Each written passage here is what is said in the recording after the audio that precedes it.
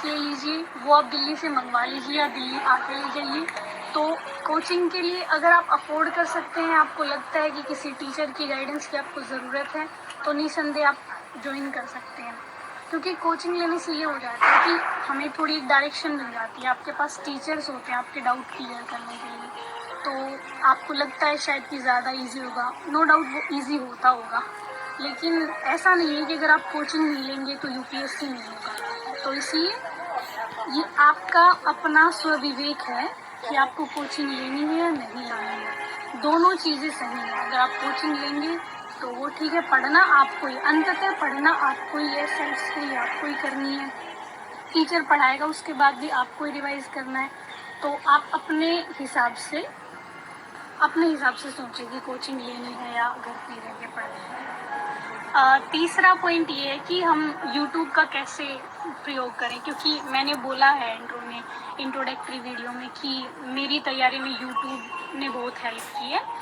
तो YouTube का आप ऐसे हेल्प कर सकते हैं कि जैसे आप NCERT पढ़ रहे हैं या आप कोई बुक पढ़ रहे हैं, तो उसमें जो टॉपिक आपको नहीं आ रहा है वो टॉपिक आप YouTube पे देखिए, किसी की ना किसी ने तो ज़रूर वो एक्सप्लेन कर रखा हुआ, किसी भी टीचर ने।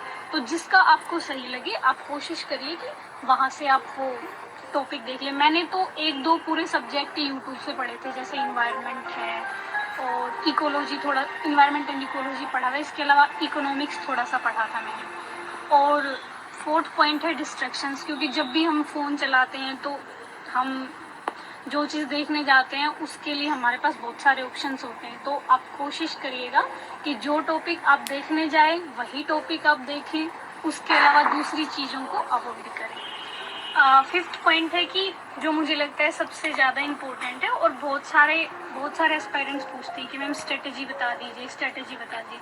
तो देखिए, इसके बारे में मैं जो सीधी स्ट्रेट फॉरवर्ड बात बोलूँगी कि जितने भी टॉपर्स आपको स्ट्रेटजी बताएंगे वो उनकी स्ट्रेटजी है, वो स्ट्रेटजी आपकी नहीं हो सकती है। तो आप कोशिश करिए कि जिस टॉपर को आपको फॉलो करना है, आप एक बार देख लीजिए उनकी बुक लिस्ट क्या है, वो क्या क्या बता रहे हैं, आप एक बार उनको देख लीजिए। उसके बाद आपको डिसाइड करना पड़ेगा अंततः कि मुझे किस सब्जेक्ट को ज़्यादा पढ़ना है, किस सब्जेक्ट को कम पढ़ना है, कैसे अपनी स्ट्रेटजी बनानी है। क्योंकि मैंने देखा है कुछ बच्चे पूछते हैं कि मैम चार सब्जेक्ट बता दीजिए जो हम अच्छे से पढ़ लें और हमारा सिलेक्शन हो जाए। तो ऐसा नहीं होगा। अब हो सकता है जो सब्जेक्ट आपको अच्छे से आता हो वो मुझे नहीं आता हो, और जो सब्जेक्ट मुझे अच्छे से आता हो वो आपको नहीं आता हो। तो आप टाइम उस हिसाब से डिवाइड करेंगे। जो सब्जेक्ट मेन हैं वो सारे आपको अच्छे से कवर कर रहे हैं। उसके बाद जो छोटे माइनर टॉपिक्स होते हैं उनको कोशिश करिए आप अपनी कन्वीनियंस के हिसाब से देखें कि इस टॉपिक पे मेरी पकड़ है तो मैं इसको थोड़ा कम टाइम दूँ, इस टॉपिक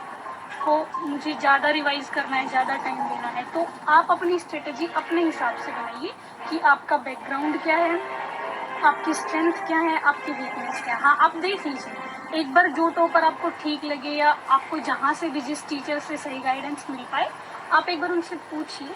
उसके बाद आप कोशिश करिए कि आप अपनी स्ट्रेटजी बनाएं खुद से कि मुझे इस टाइम में मुझे इतना पढ़ना है और इस टॉपिक को मुझे इतना टाइम देना है। और इसके अलावा जो मुझे एक और पॉइंट लगता है एस्पायरेंट्स का, वो बेसिकली न्यूज़पेपर्स और NCERT से रिलेटेड होता है कि कैसे पढ़ें या ना पढ़ें। तो मैं सोच रही थी कि इस पर हम एक अलग से वीडियो बना देंगे NCERT और न्यूज़पेपर के बारे में, जिसमें मैं थोड़ा विस्तार से बता दूँगी।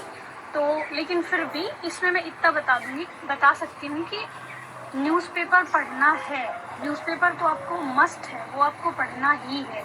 मतलब आप कोशिश करिए कि आप हिंदी का पढ़ लें। एक जैसे दैनिक जागरण सब प्रीफर करते हैं, तो वो मैंने भी पढ़ा है इंटरव्यू के टाइम। तो दैनिक जागरण आप ले सकते हैं और कोशिश करिए, मैंने हिंदू पढ़ा है लेकिन वैसे लोग इंडियन एक्सप्रेस भी प्रीफर करते हैं, तो आप इन दोनों में से कोई भी एक ले लीजिए न्यूज़पेपर।